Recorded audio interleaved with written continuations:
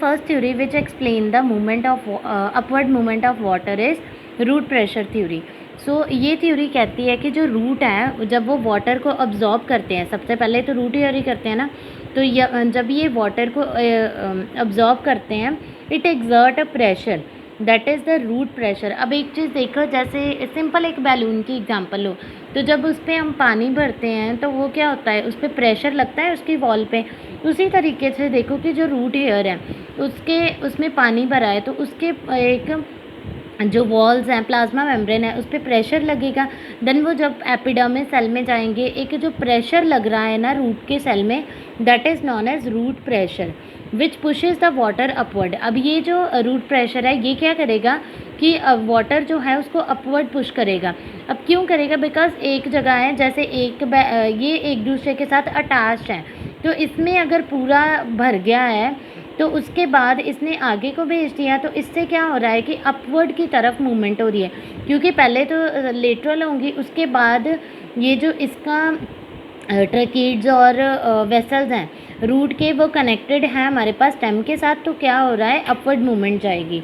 So the root pressure develop in the tracheary element of xylem, that is tracheids and vessel as a result of metabolic activities of root. अब जैसे इसमें metabolic activities हो रही हैं। अब metabolic activities का क्या मतलब है, कुछ कैटाबॉलिक भी होंगी, कुछ एनाबॉलिक भी।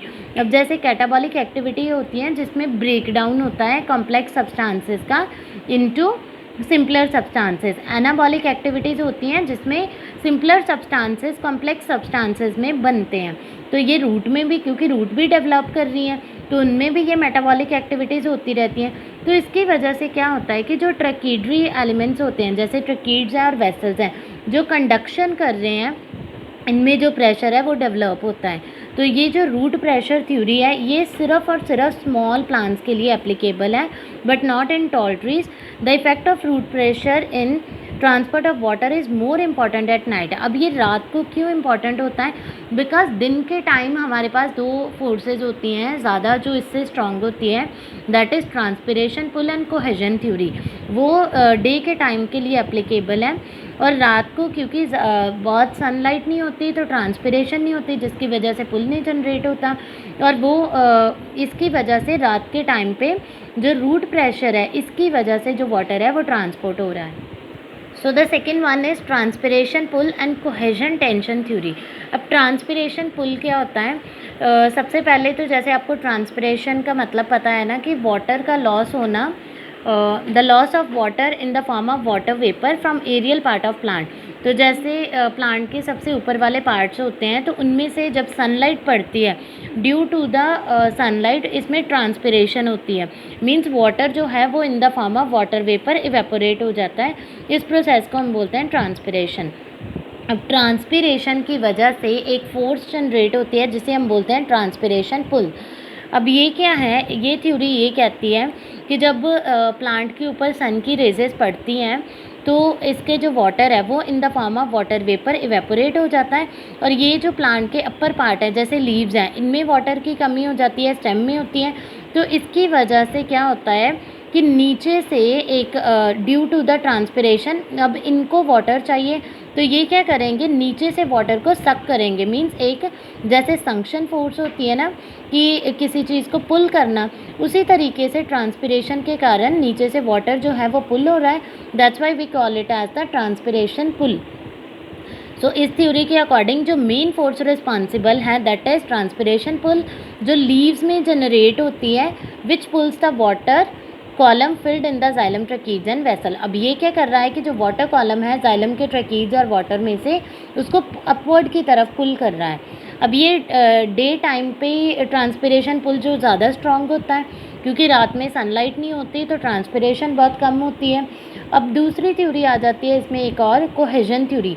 अब दो चीज़ें होती हैं, एक होता है कोहेजन, एक होती है एडहेशन। कोहेजन का मतलब है सेम काइंड के मॉलिक्यूल जब एक दूसरे के साथ अटैच होते हैं। एडहेशन का मतलब है कि एक, फॉर एग्जांपल जैसे कोहेजन है तो वाटर के मॉलिक्यूल्स एक दूसरे के साथ अटैच्ड हैं, तो इनमें एक फोर्स होती है कि ये एक दूसरे को छोड़ते नहीं हैं, क्योंकि 9th क्लास में आप पढ़ के आए हो, जब आपने इवेपोरेशन पढ़ा होगा तब ये चीज़ कोहेजन भी पढ़ी होगी कि वाटर मॉलिक्यूल में कोहेजन होती है। तो ये क्या करते हैं कि ड्यू टू दैट एक पुल जनरेट होता है, और ये पुल जो है वाटर का जो कॉन्टीन्यूस पाथ है, कॉलम है, उसको ऊपर की तरफ आने देता है।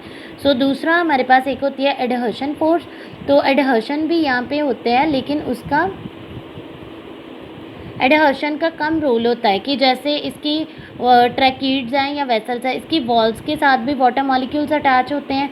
तो अब वाटर मॉलिक्यूल्स हैं और इसकी वॉल्स हैं, वो भी क्या करते हैं कि इसको पुश लगाते हैं कि ऊपर की तरफ मूव करें। हालांकि इसका ज़्यादा रोल नहीं आता। कोहेजन फोर्स जो होती है वही बेसिकली, और ट्रांसपिरेशन पुल जो है वो अपवर्ड मूवमेंट कराता है ड्यूरिंग द डे टाइम। अब ये जो ट्रांसपिरेशन है 80 से लेके 90% तक ये स्टोमेटा के थ्रू होती है। Stomata are the tiny pores, और कुछ 9% ये होती है थ्रू द क्यूटिकल।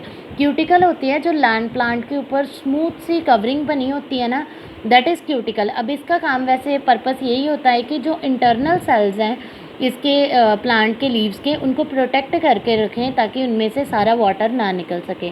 तो इसके थ्रू भी ट्रांसपिरेशन होती है। देन लेंटिसेल्स, लेंटिसेल्स जो आपको पता है स्टेम्स में पोर होते हैं। अब फंक्शन क्या होता है इसका? पहली बात है upward movement of water. Second चीज़ आ जाती है, जैसे इवेपोरेशन आपने पढ़ी है, इवेपोरेशन में इससे हमें पता है कूलिंग इफेक्ट होता है। सेम वाइज इसने transpiration also regulate the temperature. तो जो प्लांट्स होते हैं ये उसको प्रोटेक्ट करता है ताकि वो बर्न ना हो जाए ड्यू टू ट्रांसपिरेशन, क्योंकि अब का आज भी अगर देखो तो बहुत ज़्यादा धूप होती है, तो इसकी वजह से प्लांट जो है वो बर्न ना हो जाए, ट्रांसपिरेशन इसको कूल करके रखती है। So evaporation of water produce cooling effect, same wise transpiration के साथ है। तो एक इंस्ट्रूमेंट होता है पोटोमीटर, जिसके थ्रू हम ट्रांसपिरेशन को मेजर करते हैं।